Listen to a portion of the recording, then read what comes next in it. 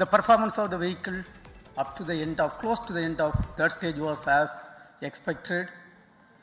Close to the end of the third stage, we are seeing little more disturbance in the vehicle roll rates. And subsequently, there is a deviation observed in the flight path. We are analyzing the data and we shall come back at the earliest. Thank you. ചില അസ്വസ്ഥതകൾ ഉണ്ടായിട്ടുണ്ട് എന്നതാണ് മനസ്സിലാക്കാൻ കഴിഞ്ഞിട്ടുള്ളത്. അതിന്റെ വിശദാംശങ്ങളുമായി Prajin C Kannan നമ്മളോടൊപ്പമുണ്ട്. Prajin, പുതുവത്സര ഉപഗ്രഹ വിക്ഷേപണമാണ് ISRO നടത്തിയത്. നമുക്കറിയാം PSLV C61 റോക്കറ്റ് വിക്ഷേപണം ചില സാങ്കേതിക പ്രശ്നങ്ങൾ കാരണം പരാജയപ്പെട്ടിരുന്നു. അതിന്റെ കാരണങ്ങൾ കണ്ടെത്തുന്ന മുൻപ് തന്നെ ഇപ്പോഴത്തെ ദൗത്യത്തിലും ചില പ്രശ്നങ്ങളുണ്ട് എന്ന് ISRO ചെയർമാൻ വിശദീകരിക്കുകയാണ്. എന്താണ് പ്രജിൻ വിവരങ്ങൾ? ഗോപി, ദൗർഭാഗ്യകരമാണ്. നേരത്തെ ഗോപി സൂചിപ്പിച്ചതുപോലെ 2025 മെയ് 18 PSLV C61 വിക്ഷേപണം, ആ സമയത്തുണ്ടായ അതേ സാങ്കേതിക പിഴവ് ഇത്തവണയും ഉണ്ടായിരിക്കുന്ന ദൗർഭാഗ്യകരമായ ഒരു സ്ഥിതിവിശേഷമാണ് ഇപ്പോൾ ISROയ്ക്ക് മുന്നിലുള്ളത്. ഇപ്പോൾ ഏറ്റവും ഒടുവിൽ നമുക്ക് ലഭിക്കുന്ന വിവരങ്ങൾ ഈ തേർഡ് സ്റ്റേജിൽ PSLV C62 വിക്ഷേപണത്തിന് ശേഷമുള്ള മൂന്നാം ഘട്ടത്തിൽ ഒരു സാങ്കേതിക പിഴവ് ഉണ്ടായിട്ടുണ്ട് എന്നാണ് ഇപ്പോൾ മനസ്സിലാക്കാൻ കഴിയുന്നത്. അത് കൃത്യമായി എന്താണെന്ന് അല്പസമയത്തിന് ശേഷം മാത്രമേ പറയാൻ കഴിയൂ. എന്തായാലും ഇപ്പോൾ റോക്കറ്റിന്റെ കൺട്രോൾ, നിയന്ത്രണം നഷ്ടപ്പെട്ടു എന്ന കാര്യം ISRO സ്ഥിരീകരിക്കുന്നുണ്ട്. ISRO ചെയർമാൻ അത് സ്ഥിരീകരിച്ച് ഇപ്പോൾ മാധ്യമങ്ങൾക്ക് മുന്നിൽ എത്തുകയും ചെയ്തു. PSLV വിക്ഷേപണം പരാജയപ്പെട്ടിരിക്കുന്നു വീണ്ടും എന്ന ഏറ്റവും ദൗർഭാഗ്യകരമായ, നമ്മുടെ ആത്മവിശ്വാസം കെടുത്തുന്ന ഒരു വാർത്തയാണ് ഇപ്പോൾ പുറത്തു വന്നിരിക്കുന്നത്. ഒരു പക്ഷേ ഈ PSLV C61 failure analysis committee report ഇതുവരെ പുറത്തുവിട്ടിട്ടില്ല.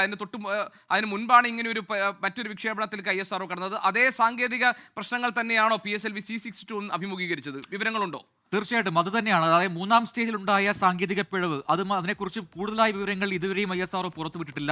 ചില ഇഗ്നീഷൻ തകരാറുകൾ, അതായത് കൃത്യമായി ജ്വലിപ്പിക്കേണ്ട ചില മോട്ടോറുകൾക്ക് സംഭവിക്കുന്ന പിഴവ് എന്നാണ് നേരത്തെ നമ്മൾ അറിഞ്ഞത്. അതിന്റെ കൂടുതൽ വിശദാംശങ്ങൾ ഇപ്പോഴും പഠിച്ചുകൊണ്ടിരിക്കുകയാണ്. റിപ്പോർട്ട് ഇപ്പോഴും പുറത്തുവിട്ടിട്ടില്ല ISRO. അതേപോലുള്ള സമാനമായ രീതിയിൽ മൂന്നാം സ്റ്റേജിന്റെ ഏറ്റവും ഒടുക്കം, അതാണ് 505 കിലോമീറ്റർ വരെ പോയി അവിടെയാണ് ഈ പിഴവുണ്ടായത് എന്നാണ് നമുക്ക് മനസ്സിലാക്കാൻ കഴിയുന്നത്.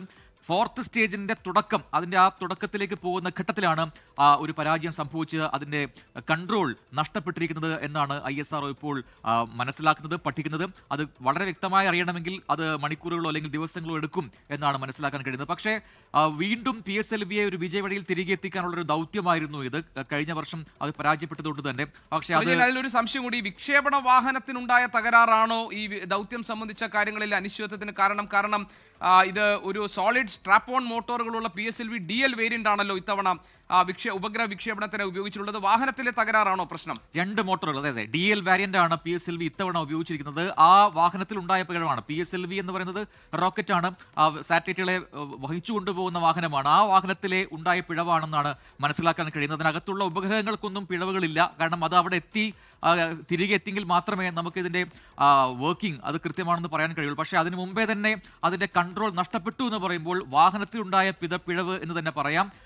DL വാരിയന്റ് എന്ന് പറയുമ്പോൾ രണ്ട് പ്രത്യേക ബൂട്ട് സ്ട്രാപ്പുകൾ ഉപയോഗിക്കുന്ന ഒരു ടെക്നോളജിയാണ്. പക്ഷേ അതിന്റെ നാലാം സ്റ്റേജ് വരെ പോയി. നാലാം സ്റ്റേജിന്റെ തുടക്കത്തിലാണ് ഈ ഒരു പ്രശ്നം ഉണ്ടായത് എന്നാണ് ഇപ്പോൾ ISRO മനസ്സിലാക്കുന്നത്. അതെന്താണ്, എന്ത് സംഭവിച്ചു എന്ന് കൃത്യമായി പറയണമെങ്കിൽ അത് ദിവസങ്ങൾ എടുക്കും. എന്തായാലും ഒരു മെക്കാനിക്കൽ ഫെയിലർ എന്ന രീതിയിൽ നമുക്ക് വേണമെങ്കിൽ പറയാം. പക്ഷേ അതൊക്കെ കൃത്യമായിട്ട് പറയണമെങ്കിൽ ISROയ്ക്ക് സമയം വേണം. ശരി പ്രജൻ, ഏതായാലും ISRO നൽകുന്ന ഔദ്യോഗികമായ വിശദീകരണം, ചില സാങ്കേതിക പ്രശ്നങ്ങൾ ഉണ്ടായിട്ടുണ്ട്, കാര്യങ്ങൾ പഠിച്ചുകൊണ്ടിരിക്കുന്നു, നിരീക്ഷണത്തിലാണ്, ബാക്കി കാര്യങ്ങൾ പിന്നീട് വിശദീകരിക്കാം എന്ന് വളരെ ചെറിയ വാചകങ്ങളിലാണ് ISROയുടെ ഈ ഘട്ടത്തിലെ വിശദീകരണം ഒതുങ്ങിയിരിക്കുന്നത്. എന്താണ് യഥാർത്ഥത്തിൽ സംഭവിച്ചത്, ഏത് തരത്തിലുള്ള പ്രശ്നങ്ങളാണ് ഈ വിക്ഷേപണത്തിൽ നേരിട്ടത് എന്നതിന്റെ പൂർണ്ണമായ വിവരങ്ങൾ ഒരുപക്ഷെ അല്പസമയത്തിനകം ലഭ്യമാകുമെന്ന് നമുക്കറിയാം. ഏതായാലും PSLV C62 ദൗത്യം പൂർണ്ണമായി വിജയമല്ല, അതിൽ ചില സാങ്കേതിക തകരാറുകൾ ഉണ്ടായിട്ടുണ്ട് എന്ന് ISRO സൂചന നൽകിയിട്ടുണ്ട്. പക്ഷേ ഇക്കാര്യത്തിലുള്ള പൂർണ്ണമായ വിശദീകരണം, ഔദ്യോഗികമായ വിശദീകരണം വന്നിട്ടില്ല.